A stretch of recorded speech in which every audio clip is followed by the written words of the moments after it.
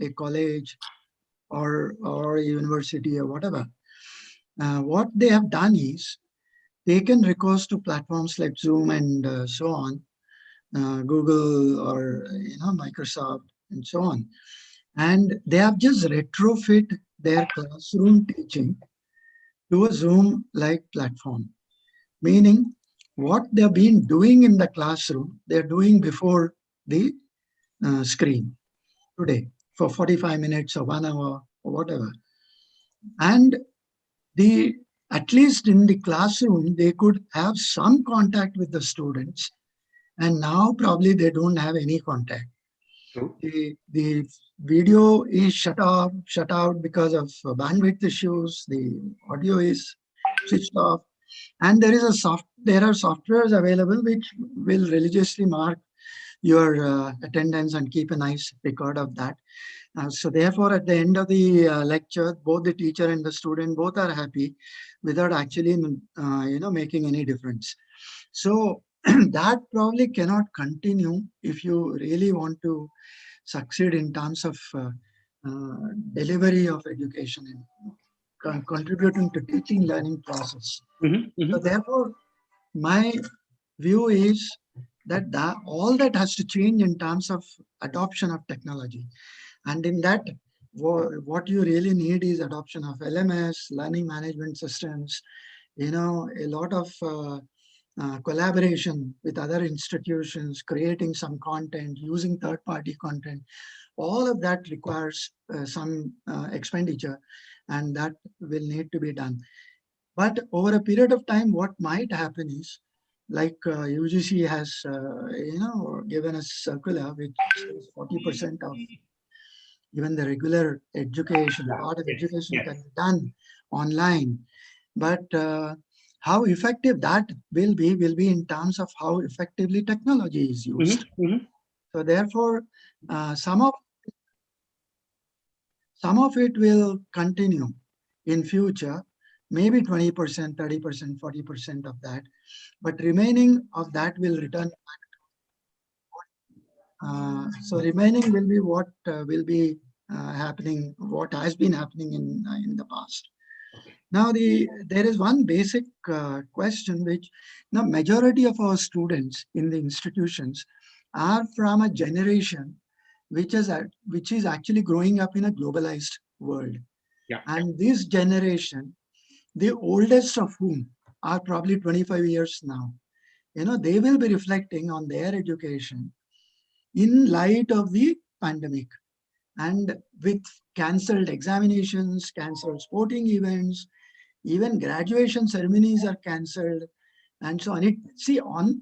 Teaching is not, education is not just learning online or offline or things like that.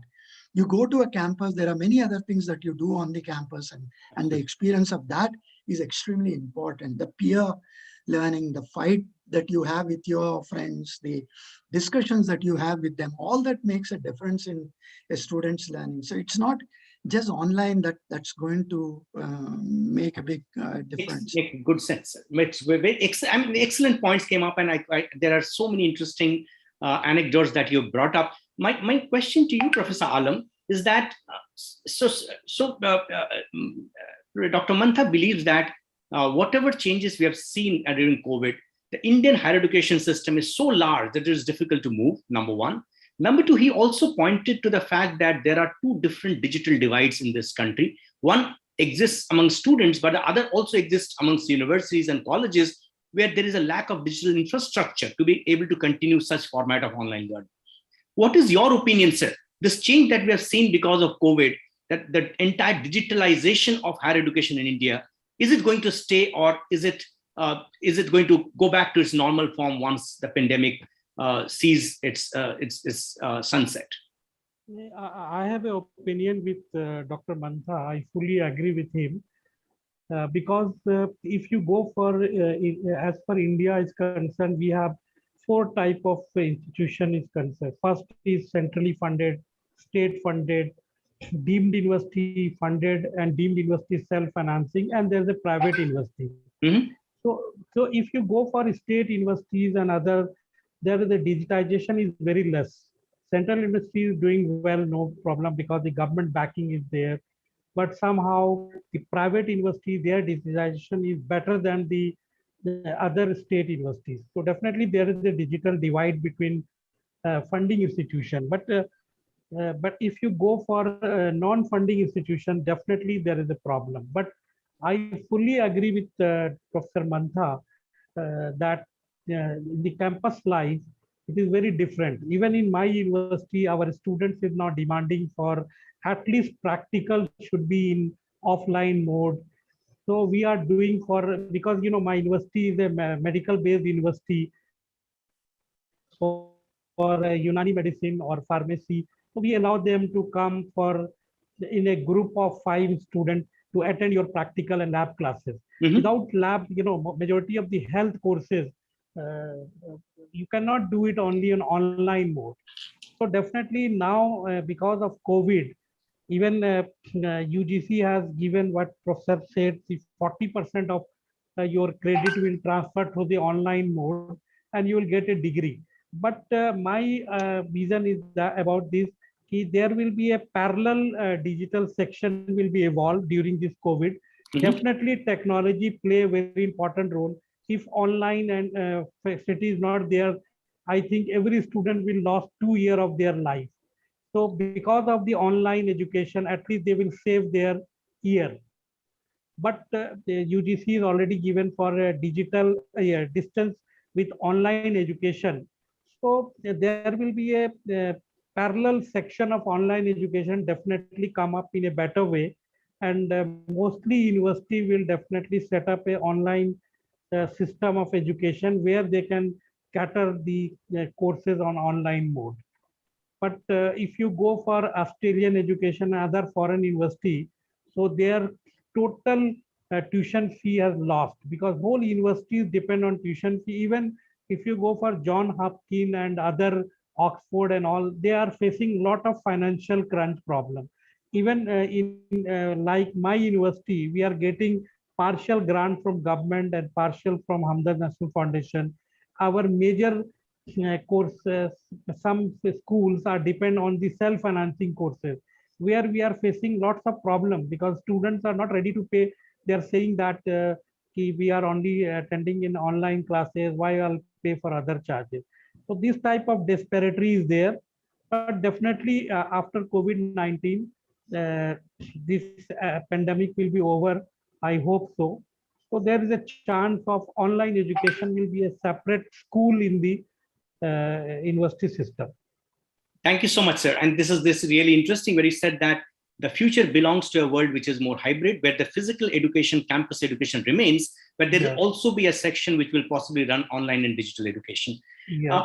Dr. Mantha, you have been a policymaker, regulator for a larger part of your career. In your mind, sir, as we move to a world where intangibles are valued more than tangible assets, and we have seen this happening in the world of organizations, in the world of corporates for sure. If you look at the valuation of the Fortune 500 companies, the companies which existed about 20 years back do not exist today. And the valuations that you see in the stock markets are not a factor of their physical assets, but they're the intangible assets. Are you going to see similar movement in the university sector also? Are you seeing the emergence of maybe a fully digital university which doesn't exist on a physical campus but only exists on a digital campus? Are you going to see a scenario like that evolving also? Absolutely. I mean, I firmly believe that there is a very good case for what we term as virtual universities. And the whole technology and the learning that has happened in the last year and a half certainly has several pointers to work towards a digital university, a virtual university, where you don't need too much of brick and mortar to be in place. But then, having said all that, there are certain courses which are explicitly, I mean, they are very well suited to be online, and there are certain courses which is not possible to be online. There are conceptual subjects need practical inputs and so on. So so therefore, even if there is a virtual university, there must be a lot of blended learning within that space and so on. See, we are seeing some very, very, times which have to be described not in ordinary terms. Since World War II, we have not seen so many countries around the world, schools and educational institutions which have gone into lockdown at around the same time and for the same reason. So therefore, there are several of those issues which actually come in. Now, I'll give you one small reference here. There is a report of Dell Technologies, which says that 85% of jobs in 2030 that future generations will enter into have not been invented yet at all. Okay. And there is another report, a World Economic Forum, which says 65% of primary school children today will be looking for, working in job types that they probably have no clue today.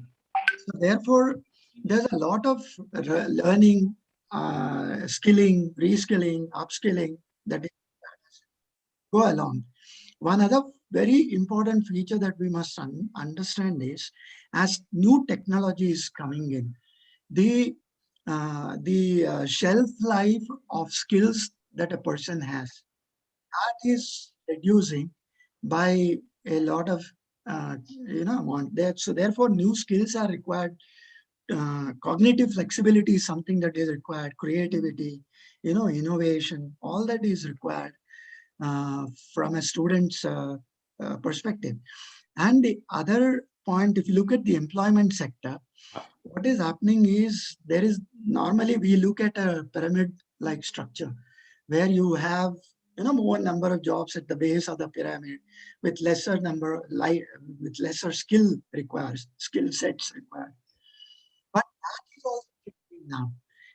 Now the bottom of the pyramid is actually shrinking. So which means that you need higher order skills even at the entry level, and those number of jobs are also less. True. So therefore, it's very, very difficult to bring in a curriculum which takes into consideration all these factors and is so dynamic that it changes in 2 years, 3 years, 4 years to meet the employment requirements and so on. Finally, here, the NEP says that one of the requirements is to raise the GER from current 25 to 50. Now, it's not a linear, scale on which we are measuring. Yeah. If today 35 million children are in higher education space, it's not as simple as doubling that and you get 50 GER. It's much, much more than that. And you need a lot of money to be invested in order that happens. And for sure, that is not going to happen in a brick and mortar structure. You build more colleges, more universities, it's not that people are going to flock in there. So therefore, you have to create a new paradigm. And the current pandemic has actually shown you the pathway for that. And that is virtual education or online learning and so on. So therefore, a lot of pedagogies have to change, a lot of teaching learning methodologies have to change. But that's probably the way. There is a very good opportunity here for us. And I believe UGC and the government are also actively looking at setting up some virtual university. Thank you. You made very interesting observations, sir, where you talked about the fact that the world of work is the future of work, where there are new skills which will be required, which possibly doesn't exist today. In that case, my question to you, Professor Alam, is that when we do not know what the future holds for us, when the students do not know what type of jobs are going to exist, when they are not aware of how to prepare for themselves, what is going to be more important in the future, knowledge or skill sets? And if it's skills, then what type of skills should students think about building for themselves? See, knowledge is very important aspect for the student. Skill sets are equally important, but we are now in industrial 4 you know, what we say that industry 4.0. 4.0. Correct. So 4.0 is basically when you are talking about that, that is smart technology is coming up during next 10 years. So the 4.0 says that the artificial intelligence and the machine learning technology, these are the area where jobs are more. So for a student, those who are in computer science background, so they have a good knowledge of the computer science, they can do better in artificial intelligence. But nowadays, lot of courses are coming up that is specialized on artificial intelligence and machine learning or blockchain technology. So the future generation, when the industry is now coming up to the 4.0, so there is a mark in the market, the job market say that the smart technology will prevail to another 10 years. This is my opinion. Maybe some other expert have different opinion, but I feel that because another 5 to 10 years, this industry 4 will survive and there will be more job. So knowledge is very important because I have seen many colleges, the students don't have knowledge and they are getting the degree. So that's why the NASSCOM projected that the unemployment youth is more in India. Reason is that the fundamental of that particular area is not clear and they will get a BTech degree. So for BTech degree, fundamental is equally important. Yeah. Because after that, then you will improve your skill set and go to the market. So this is my view. I hope Professor Mantha will agree with me or not. Professor Dr. Mantha, what is your opinion? What is going to be more important in future? Because what I've seen is that even if you talk about pre-COVID times, the students got degrees for sure, but students started getting tired of degrees which can't give them a job, and employers, at the other hand, are frustrated with students who come to their doorstep and are not employable. So, what is in your mind is going to be more important for the jobs of the future? The knowledge or skills? Now, before going to that, I'll ask you a simple question. Are there more jobs than the number of graduates that we produce? This is an important question to answer. So therefore, the supply side must always have some relation to the demand that we have. Now, the difficulty here is there are several industry bodies. We all know CAI, we have FICCI, we have ASSOCHAM, and so on. Can you really show me one single report which says that I have so many mechanical engineering jobs where mechanical engineers are required in the entire country, in the heavy industry sector, in the MSMEs, and so on, and similarly mapped across the specializations that we have? But our most of the government reports says that our official unemployment rate is in the range of about 6.5–7%, which means that most of the people who wants a job has a job today. I mean, if one would want to believe that's absolutely fine. The question is, but I'm sure people are not fudging figures there. I mean, that means that people who want a job has a job. No, the question is what kind of job?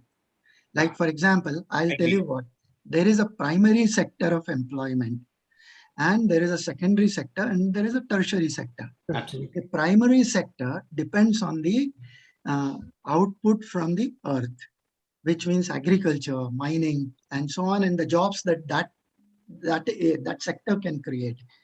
Now, more people say India is an agrarian society, and 50%, 60% of the people are actually in agriculture and so on. Now, look at that market, that segment. Actually, it is seasonal. People are not employed throughout the year, and several of those jobs are very, very low end. And it's an unorganized sector. Mm-hmm. And if you look at mining, it's for various reasons it has gone into difficulties, and therefore the high volume kind of the high volume has remained only in terms of expense. It has not really translated in terms of number of jobs and number of employment opportunities within the primary sector. Look at the secondary sector. it primarily constitutes the manufacturing. Manufacturing, if it goes up, your secondary sector can give you enough number of jobs. Now here, the primary sector, mining, is not doing well. So therefore, it has an effect on the secondary sector, and there a manufacturing sector which is just about growing, was growing at about 17%, is today even lesser than that. Therefore, it cannot create enough number of jobs to, if you take a comparison, in China, it's about 33% growth within the secondary sector. Now, these are not linear dimensions that I'm talking about. After a certain point, they exponentially change. And the third, tertiary sector, is the service sector. Now, most of the people, there are 60% job opportunities within the tertiary sector. Whereas in mining, you get about 10% of job opportunities. In the secondary sector, you get about 30-35% job opportunities. In the tertiary sector, you have about 60% job opportunities. So what is a service sector? Anything is a service sector. I mean, today we talk about any aspect of in the supply chain, it has a service sector. And most of the people, even an engineer, because he can't get into an appropriate mechanical engineering job or a electrical engineering job, he gets into the service sector. Now, what is the kind of employment opportunities that we are talking about now? So therefore, what is required is there is a good connect between the supply side and the demand side, and make that information flow back into the educational system and help the regulators in terms of designing their systems and so on. In the absence of that, what will happen? The institutions will keep growing only on the perception. So if I feel that tomorrow industry 4.0, somebody is saying blockchain, somebody is saying IT. Yesterday it was computer science. People did a lot of body shopping in the last decade. Today people are talking about everybody. You look at a mechanical engineer or an electrical engineer or a computer science engineer, you look at any university, any institution, they talk of one thing: I'm learning Python, I'm learning coding. Are coding skills the only thing that is required for an employment? So where is that connect between knowledge that you are talking about and the skill sets that I'm talking about? So obviously, data must transform to information. Information must transform to knowledge. And there is a lot of data available today. A lot of information. You go to any search engine, you'll get an enormous amount of information. But where is the knowledge? Now, having converted, even yes, there are certain sections of the university system which does all that also. But the connect of that with meaningful employment is again a problem area. And therefore, in future, increasingly, you will require skill sets that are where you have cognitive flexibility. You must be able to fit into different situations, learn skills as you go along. There is no more a real mechanical engineering shop, in true sense. There is no real one engineering, one discipline equipment that is available with you today. Yeah. Everything, the technology has, got into a multi-dimensional thing. So unless a person who is coming out of an institution has certain core values, certain core, discipline-based knowledge, absolutely. Plus he should have multiple skill sets. True. Which get into different, there is a McKinsey report which was published almost 15 years back, and which says that a person in future, 15 years back they had talked about this, a person in future will require at least 2 skill sets to survive in the employment market. Very well. Yeah. If one goes out, at least, and they don't define that by specialization. It's not a mechanical engineering skill or an electrical engineering skill. I may be a computer science graduate, but if my singing ability is good, if my music, instrument playing ability is good, or if my photography is good, even that is good. That is taken as a second level of expertise. Fantastic. So these are the things which are governing our system today. Very, very well See, said. It looks like the future. I would like to add a Yes. few points what Dr. Mata mentioned. It is really true because our ecosystem of industry from primary to tertiary is not up to mark, because majority of the students are now going to service sector. Correct. Whether if somebody is BTech computer science or BTech mechanical, they will join TCS as a programmer. So I really value the view of Professor Mata that there should be some ecosystem, because the mining industry in India, when you compare with 60s, 70s till 80, was flourished. But because of some environmental issues and a lot of issues are there, government strong policy, so the mining industry has totally gone up. And now I'm giving you one example. For example, the computers, in China, the people are using used computer and they have extracted the computer parts and they have to re-engineer, and whole copper market in India has finished because they are using the reused copper and they are dumped into the China. So because of the proper policy for how they will go for re-engineering technique, also use visible technique, because the e-waste is going to be a big market also. Absolutely. And that India is not planning for that. But in China, the e-waste, they are generating huge copper and gold thing which you will not get doing for a mining industry. So we have a proper policy, as well proper ecosystem is very important for primary jobs, then tertiary and secondary and tertiary. Agree Because with you, sir. But fortunately or unfortunately, the China's movement from farm to non-farm happened through manufacturing, but our movement from farm to non-farm is happening because through services. because of e-waste, China has taken huge copper, and there is a copper mine in Rajasthan and Jharkhand has closed down because the mining cost is very high. So there is a, because of open market also. So we have to play proper ecosystem even from for the job is concerned, because majority of engineers, they wanted to become a programmer, whether they are a mining engineer or a electrical engineer or electrical people. Even if you go for research, they are going for pure machine learning research related to blockchain and all. So I fully agree with Professor Mata Saab that we have to go for a proper ecosystem in industry also, and that reflect to our education, because now in education we are more focusing on service industry. And that may be the right thing to do at this point in time, sir, because if you see China's transition happened a few decades back, Deng Xiaoping was definitely a very intelligent man. See, I'm telling you, last year I was in Australia, and then COVID started. The whole Australian university is in a bankruptcy mode because of Chinese students. Because Australian university in Melbourne University or Monash, they are totally dependent on Chinese students. Mm-hmm. Foreign student is one of the area where lots of universities are earning very good grant and even funds also. So this is one of the reason, we have to look after everything. Because education, the major objective is to give job.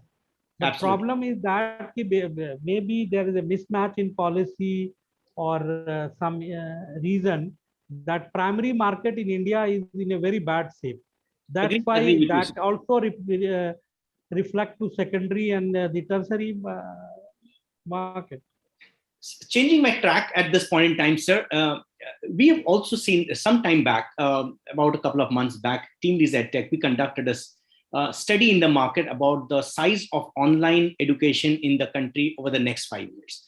Our report said that in the next 3 to 5 years' time, the number of employed learners in this country is going to be more than the number of traditional learners. What I mean here is, sir, that the almost 5 crore of employed professionals who are working in the industry somewhere, all of them will need to be reskilled or upskilled to be able to survive. And organizations and individuals are going to make that investment to reskill themselves in case they have to survive. Now, Yes. in a world like that, do you see a role for universities to play when we talk about this emerging opportunity of upskilling and reskilling the working professionals? Do you see an opportunity there? Yeah, definitely, definitely. There is a big opportunity for those who have upgraded, because mostly universities, those who are the NRF top 50 ranking or 100 ranking, they are going for open online education. Earlier they were in the distance education, but they are going, even I am preparing myself in my university to online education, because lots of query are coming from Middle East. Being a minority institution, Middle East, lot of students are approaching us, why not you start MBA program in online mode? So those who are working in Middle East have a BCA degree or a graduate degree, so they have enough time there to upgrade themselves and get a better job. Mhm. So there is a very good market for next 5 to 10 years for online education. This is my feeling. Yeah. What do you think, Dr. Mantha? Should universities look at that market of upskilling and reskilling? And in case you think that it is true, then what type of strategies will need to be followed? I mean, I'm sure the employed professionals do not want a 3 years of BCom or a degree from them. They need something which is with the knowledge which can be put to work just in time. They need something which is modular, something which is small, something which is always on, which can be consumed on the go. What do you think, sir? No, absolutely, Shantanu. I mean, your report, I fully agree with the findings of that report. There are a couple of reasons for that.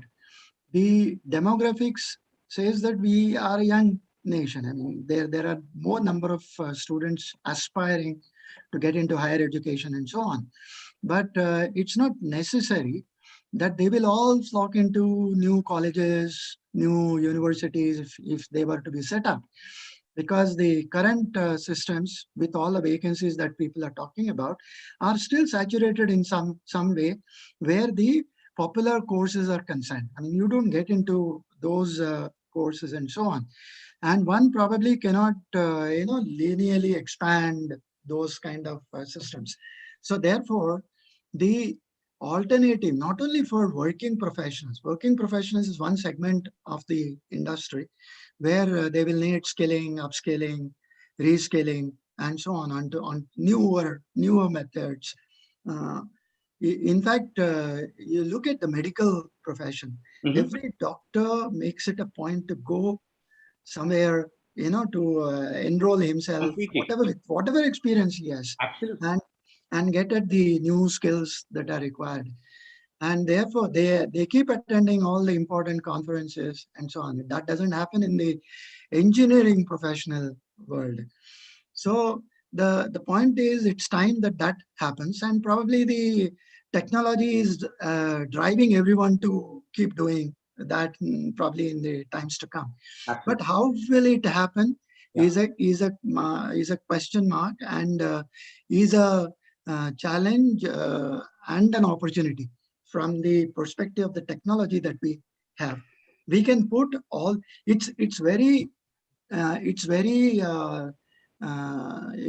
not logical. It's logical to expect almost 1,000 universities, 950 universities, and about 45,000 colleges to get into digital infrastructure, each one setting up all that is required, an ERP, an LMS, an examination system, all that, and quality metrics, applications.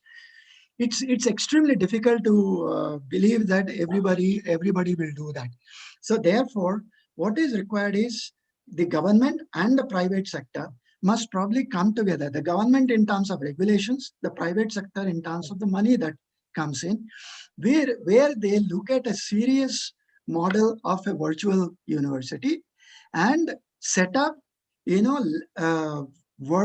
working laboratories, working systems, not necessarily within the universities, maybe in the private sector, to give those hands-on skills, the experiential learning that one talks about, and so on.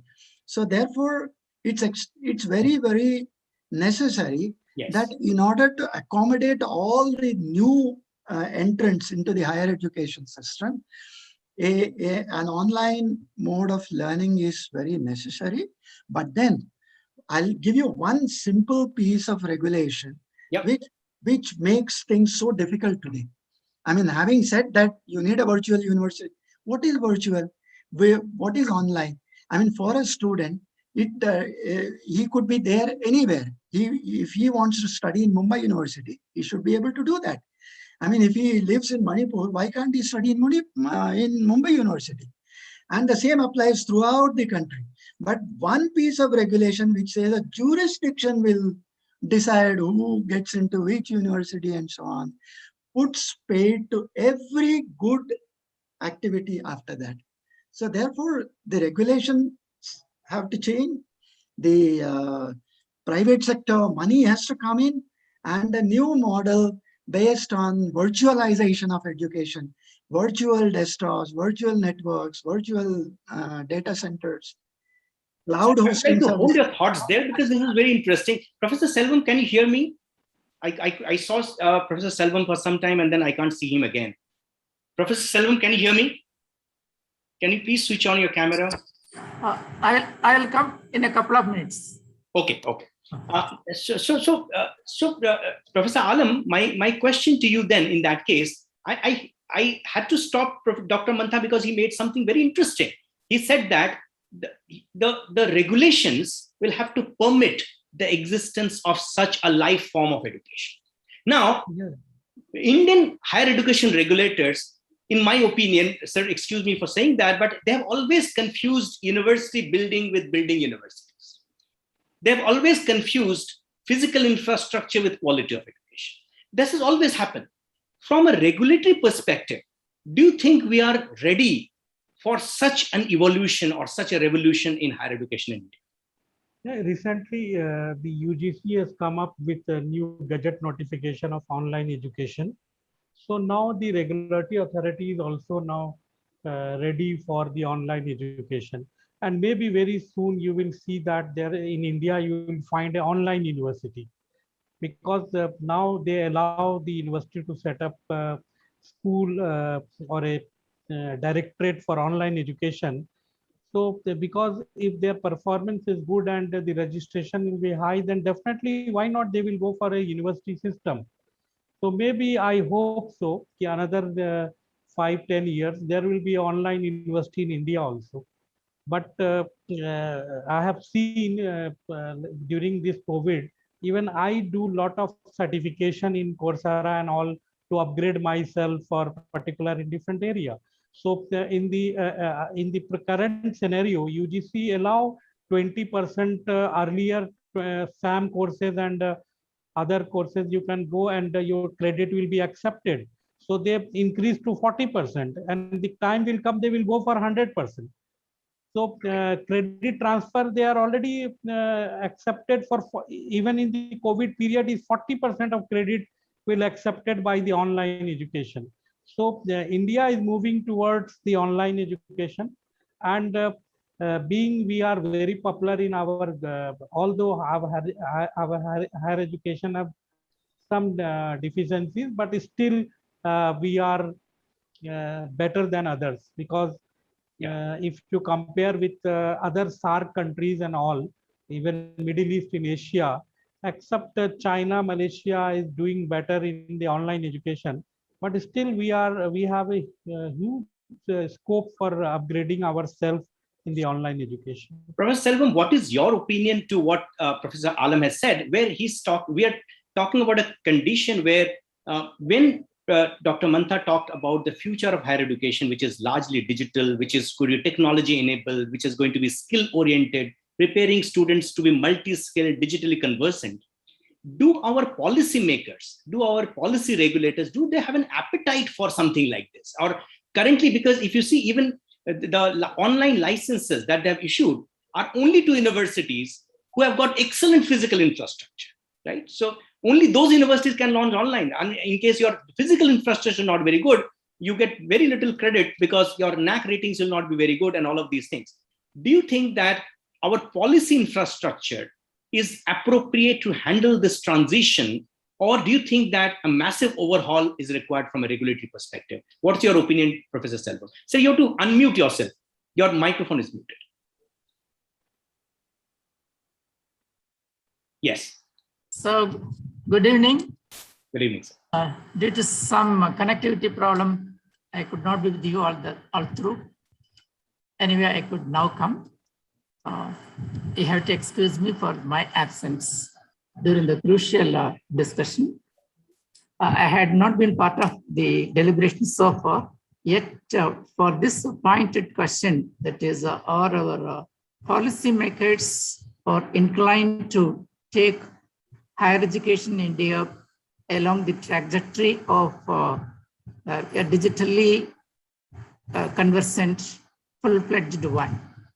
Yes, the pandemic situation has given us an opportunity, I should say. Otherwise, we would have been bearing a few. Many institutions would have been adopting the traditional system of the classroom kind of thing, that is a physical classroom kind of thing. Now the concepts of virtual reality, augmented reality, mixed reality, everything has become talk time of many people, and institutions are gearing up as well. The policy is not prohibiting people to advance in technology. Maybe it might not be coming with certain incentives kind of thing to go ahead with this digitalization and online kind of thing. Therefore, whoever has the will, I think he can go. And this creates, one more paradigm of learning for everyone. Not that this is the only one. Let us have the traditional one and another, this one also. For a period of time, I think there is no question of, there is no point in people going to colleges in the morning crowded, the evening again crowded, with our population increasing, going to the school, and it is having a havoc on even the transport network. I think an alternative kind of things, learning from home. When you learn from home, you can definitely learn. Work from home, learn from home, eat from home, something like that. It is happening now. So this we have to, we have started exploring, and certain good amount of dividends have come to us, and we have to stick to this one to try to scale this further up. So this should not be just a kind of pandemic-oriented one. Even under normal times, this should become our routine. Therefore, in that case, a parallel kind of movement is what is required. And definitely, this will give another kind of quality enhancement in learning. Whether it is a synchronous learning or asynchronous, whatever it is, people have been now, the students, PUPAL, people, students have been given an opportunity to explore this one. And they have, in the process, they themselves have become perhaps teachers. That means they prepare content developments and they experiment with this kind of thing. And it's widely said that the students are better equipped with IT kind of skills. Therefore, they usually pick up this one. And in the process, teachers also learn from the students. This also happens. Therefore, this should become a new normal. That's what I feel. And if anything is blocking this in becoming a new normal, I think that has to be addressed. I think the governments are aware of this thing. I think there may not be any blocking any move as such. They might have identified certain universities perhaps to launch online programs. Other universities will also be given a permission in due course of time, not that this is limited to this. Maybe they have gone by the NAAC score, that is A+ kind of score, and category 1 universities, institutions. So if other institutions also come good in this not just in technology alone. They may have technological wherewithals, but also the pedagogical and curricular kind of things. They must have that also. Together, this get reflected in the NAAC score, perhaps. Right. So in that case,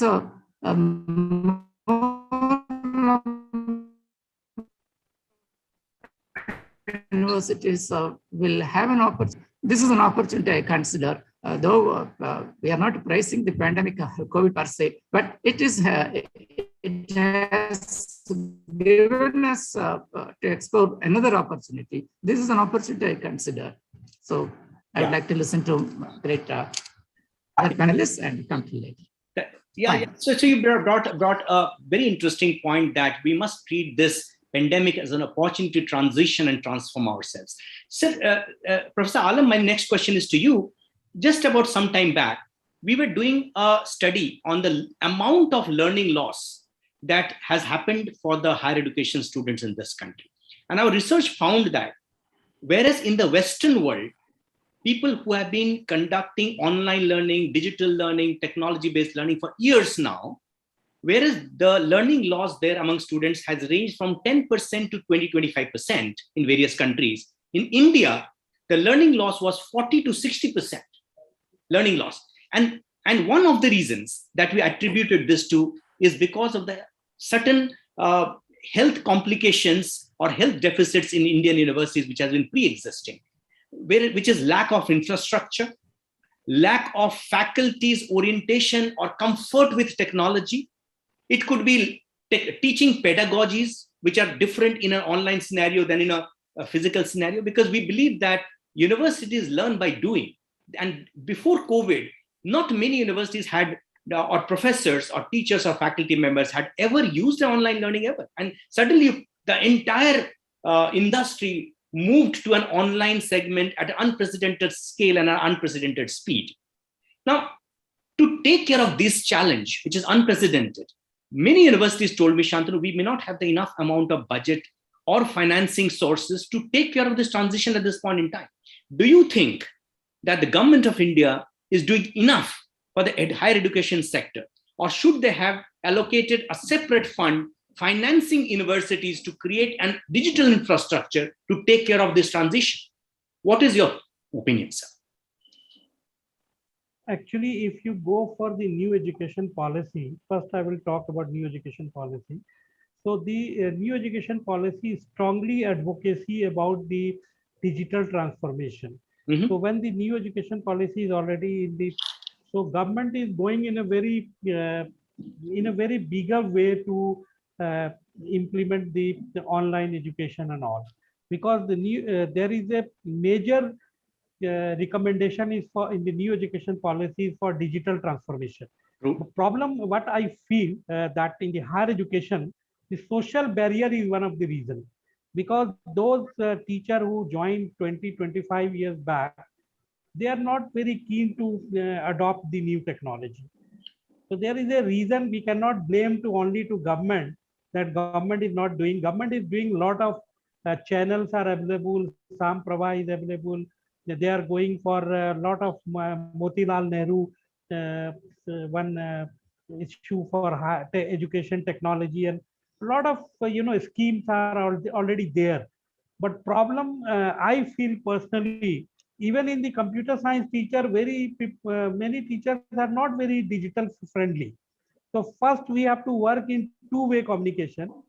Government definitely do more for those state universities where the infrastructure is less, or they can also go with the partnership with the like CSR activity and all to upgrade their technology, their computer centers and classrooms and all. But the teacher should be, because if you go for some innovative ideas, if those will go for those teacher will go for more digital, they will get more promotion fast, and these, then definitely they will come up in a way and adopt the technology. So social, in my view, is social barrier is also one of the reason, especially in North India, what I feel. But if you go for Western India and South India, the adoption of technology is quite fast. But here there is a lot of, if and buts are there. But my personal opinion in social barrier is one of the reason in India also. Agree with you on this particular thing. Dr. Mantha, I mean, another thing that we noticed during pandemic is the students were dropping out of courses. And the dropout rates have been significantly higher than pre-COVID times. What is your opinion, sir? Is this dropout a permanent phenomenon of higher education now, or are we going to see some of these students coming back to classrooms once the campus is open? Oh, certainly, I mean, some of the students will certainly come back into the, to pursue the education. There's no doubt about that.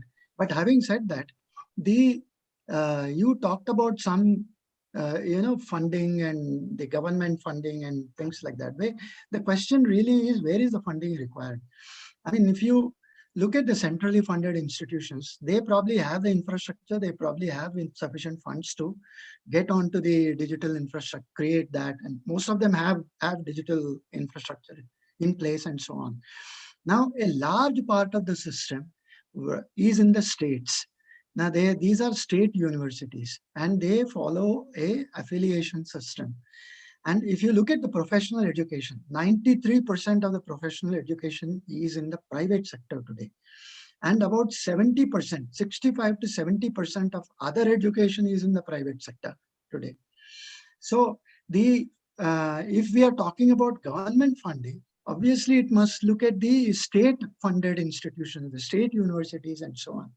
That is where they are hard pressed for money. They do not have the infrastructure and their priorities are different. There is a lot of politics into their working and therefore things get distorted and so on. So therefore, there is a lot of need to get the private institutes, the public universities to, get onto this creation of sufficient digital infrastructure and so on. And the private sector, the private institutions in the private domain also must invest, and they must understand that investing individually is not the answer. There are several technology-based solutions like tenant architectures, multi-instancing. All those technologies must be used, and those institutions must collaborate with each other to create a common reference of LMS, common reference of content, creation of content, and so on. So why not use the best of teachers in physics in one institution, create content and make it available to everybody? Why should every institution be doing that? So those are the kind of collaborations which will be required, not only amongst the institutions, but also outside that space. Having said all that, there is one other point, which you probably not stressed on, is the digital divide. There are several students who do not have the smartphones, who do not have access to bandwidth, who do not have access to continuous, streaming. So therefore, what happens is students, in fact, there were stories of where children had to go right out 2 kilometers away, sit near some place where they get a signal and things like that. So that is one major reason for students losing interest in the concept of education, the concept of learning and so on.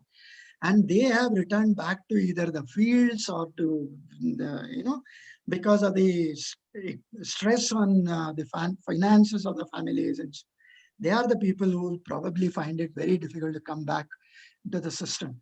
Okay. So therefore, there is a need for the government to support those kind of people and make extra effort to see that they return back to the institutions, maybe in terms of online education, maybe whatever.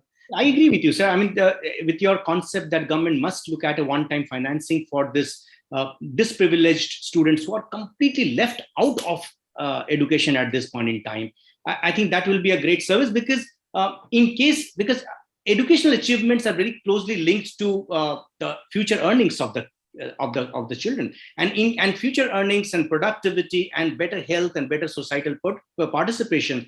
All of these are linked to the economic productivity of the country. And if all of these start going down, I think this can have a long-term impact on the economy of the country as well.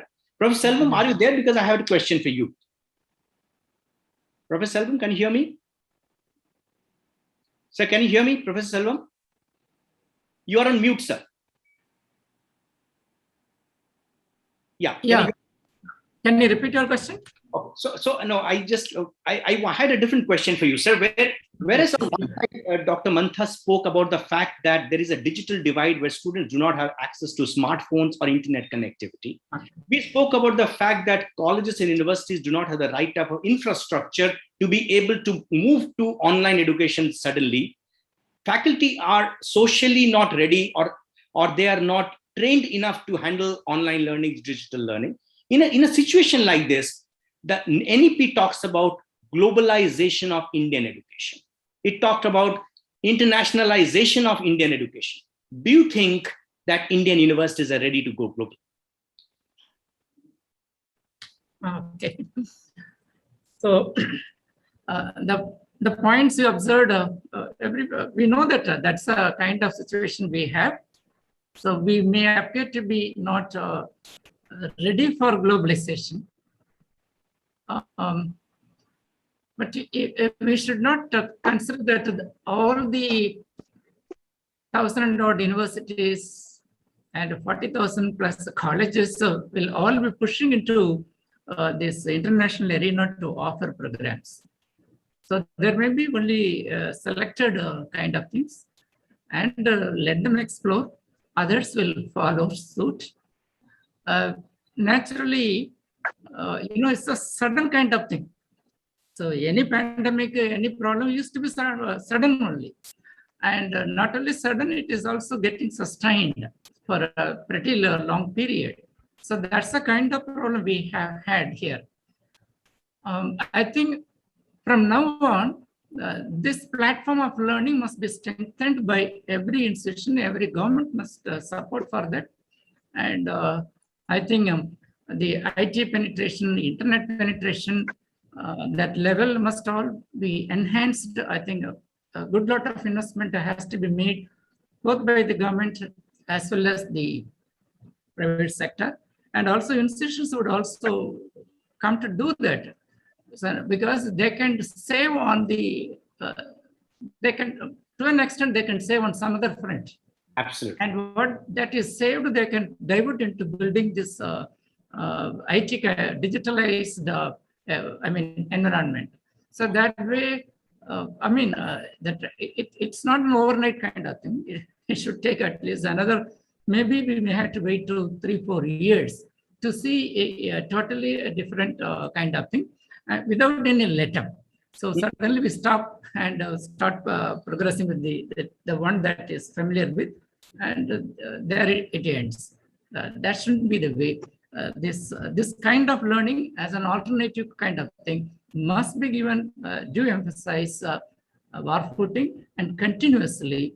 Then maybe in some years' time, we can definitely say that we are rich enough to get into globalized educational era. Thank you so much, sir. That's really thoughtful. In the interest of time, sir, we are almost running short of time. I have one last question for you, Professor Alam. Sir, you talked about that the solutions for some of these lies in NEP, National Education Policy. But I just want to bring to your notice, sir, that the birth of NEP happened in a pre-COVID time. And the vision document said that it has to be implemented in 15 years' time. Now, do you think that post-COVID, this 15 years window of transforming of higher education in India, is it a right time frame, or should it be crunched to a shorter time frame? What is your opinion, sir? We'd like to hear from you, please. Because, for example, UGC has given, I'm just giving you one example. Or you take the example of online education in higher education. So this time they have given those who have 3.26 NAC accreditation, they are only eligible to start online education. Reason is that the infrastructure part, So many, state universities and other private universities, they don't have that infrastructure where you can go for whole digital transformation. For that reason, they have make those who have best 50 institutions or the NAC accreditation should be 3.26 are eligible for going for online education. So that is the reason, because in whole India we have more than 4,000 colleges and 945 universities. But the infrastructure in many of the colleges, what earlier professor is said is true, that there is a bigger digital divide, that many state universities, they don't they have a big problem for the bandwidth, as well as the mobile phone is, many students don't have the mobile phone. So even the school education, many students cannot go for the online education. So that's why, the government is planning to go by step, and maybe in during 10 to 15 years, they can develop whole digital transformation will be there. Then they can move towards the online courses available for all the students or teachers. That is the reason why the government is going by step process. Thank you so much, sir. And this is really thoughtful. And it was pleasure hearing from all of you. But Professor Selvam, we couldn't hear you for most of the time because of a connectivity problem. I would like to. Yeah, there is a learning loss for me. That's interesting. That's interesting. So thank you so much, sir, for joining us. I'm sure we had a lot of interesting conversations and interesting insights coming from all three of you. And our audience on the YouTube channel must have enjoyed. The recordings of all of these are going to be shared on the social media for the consumption of other policymakers and for the consumption of other of our colleagues in the industry who would want to benefit from all the insights that we've shared. Thank you so much, sir, and look forward to our next conversation with you. Thank you so much.